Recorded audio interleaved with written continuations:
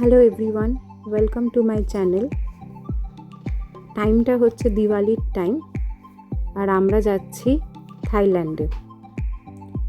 রাত্রি 2:40 ফ্লাইট আছে। থাই lion air Asia, দুটো ফ্লাইট আছে। থাই লায়ন করে এখান থেকে যাব ডিএমকে, অ্যান্ড ডিএমকে থেকে আমরা যাব ক্রাবিতে। আমি আমার বেবিকে নিয়ে আর আমার হাজব্যান্ডকে নিয়ে যাচ্ছি। পুরো ট্রিপের মধ্যে থাকবে আপনারা কোথায় কোথায় ঘুরতে পারবেন, কোথায় কোথায় যাওয়ার ভালো জায়গা আছে, আর ফুল প্যাকেজ কস্টিং কতটা এলো। দেখতে থাকুন আমার ভিডিওটা, বুঝতে পারবেন।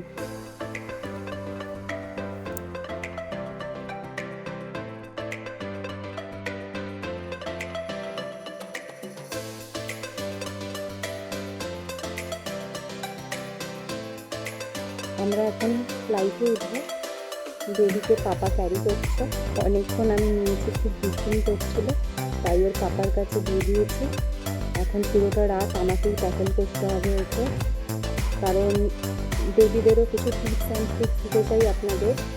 বেবিদের ফ্লাইটে প্রচণ্ড কষ্ট হয়, বিশেষ করে কানে খুব আমি ব্যথা আমার হয়। ডেসক্রিপশন তাই জন্য ফ্লাইটে চলাকালীন বেবিকে কন্টিনিউয়াসলি ফিট করাতে হয়, নাহলে ওদের ইয়ার ব্লক হয়ে যায়।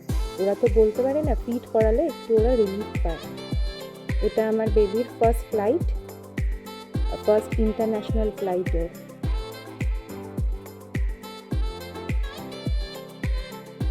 থাইল্যান্ডে যাওয়ার জন্য এখন ভিসা ফ্রি হয়ে গেছে, কিন্তু টিডাকটা সব প্যাসেঞ্জারের জন্য ম্যান্ডেটারি।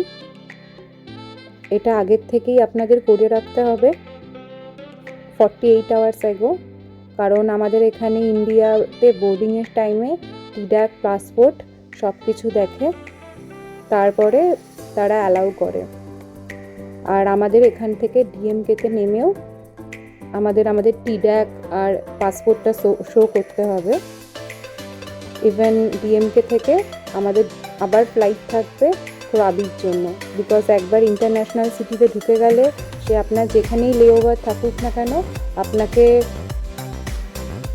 ইমিগ্রেশনের জন্য টিডাক প্লাস আপনার পাসপোর্ট দুটোই দেখাতে হবে।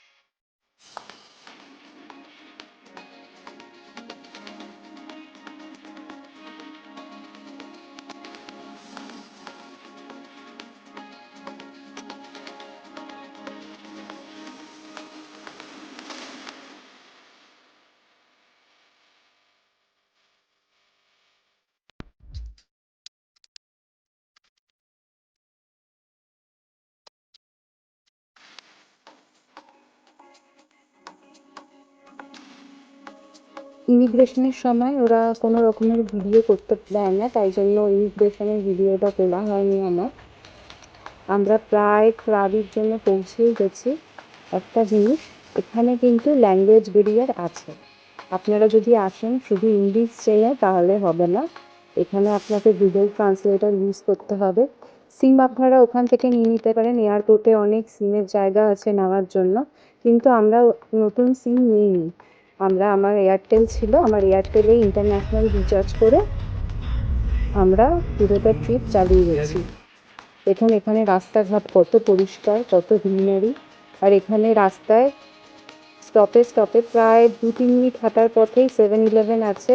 আপনাদের যদি জল বা কোনো স্টেশনারি জিনিস কেনার থাকে আপনারা 7-Eleven থেকেই কিনতে পারবেন, কারণ অন্য জায়গার থেকে 7-Eleven-এর দামটা অনেকটাই রিজনেবল মনে হয় আমার।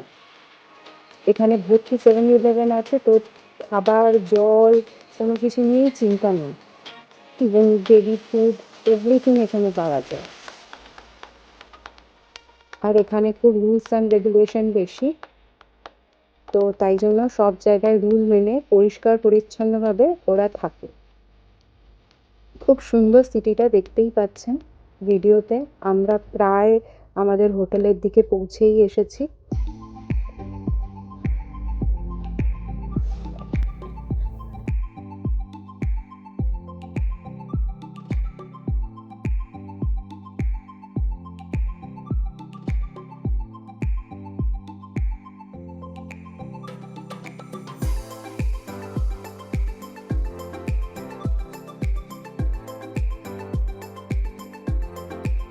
আমাদের বিচের কাছেই আমাদের হোটেল।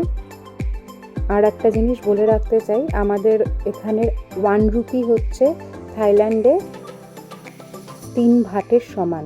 প্রায় 3 ভাট, ওই 2.67, 2.72 এরকম আপ ডাউন করতে থাকে। আমরা মেক মাই ট্রিপ থেকে আমাদের মানি এক্সচেঞ্জ করিয়ে নিয়েছিলাম, তো আমাদের পুরো ট্রিপে কোনো প্রবলেম হয়নি। বিকজ অনেক জায়গায় ক্যাশ লাগে কোনো কিছু শপিং করার জন্য বা খাবার কেনার জন্য। আপনারা 7-Eleven-এ এমনি কার্ডেই দিতে পারবেন। দেখুন আমি এবার রুম ট্রিপটা দিয়ে দিচ্ছি আপনাদের। আমরা রুমে পৌঁছেই গেছি, আর নিচে ভিডিও করা হয়নি কারণ সারাদিন ফ্লাইটে, সারা রাত ফ্লাইটে খুবই আমরা টায়ার্ড ছিলাম। আমাদের হোটেলের নাম হচ্ছে রামাডা, প্রাবিতে, একদম বিচের সামনে। খুবই সুন্দর, পরিষ্কার পরিচ্ছন্ন, স্পেশিয়াস হোটেল।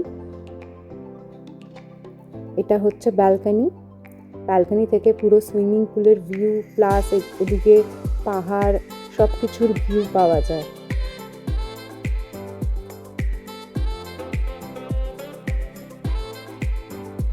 দেখতেই পাচ্ছেন খুব সুন্দর জায়গা, কতটা গ্রিনারি আছে এখানে। হোটেলের রুম খুবই পরিষ্কার। এটা আমাদের সুইমিং পুল, যেখানে আমার বেবি নেমে এক্ষুনি স্নান করবে। দেখুন অলরেডি বেবি আর পাপা নেমে গেছে সুইমিং পুলে, কারণ এখানে প্রচণ্ড হট টেম্পারেচার দিওয়ালির টাইমে।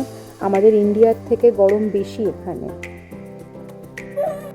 এটা আমাদের ডে 1-এর ভিডিও। আজ ফুল ডে রেস্ট, কারণ সারা রাত আমরা জার্নি করে ছোট্ট বেবিকে নিয়ে এসেছি। আপনারা আরও ভিডিও দেখতে পারবেন। এটা আমাদের ডে 1-এর ভিডিও ছিল। আরও অনেক কিছু জানতে পারবেন। আমি ডেসক্রিপশন বক্সে আপনাদের হোটেলের নাম দিয়ে দেবো।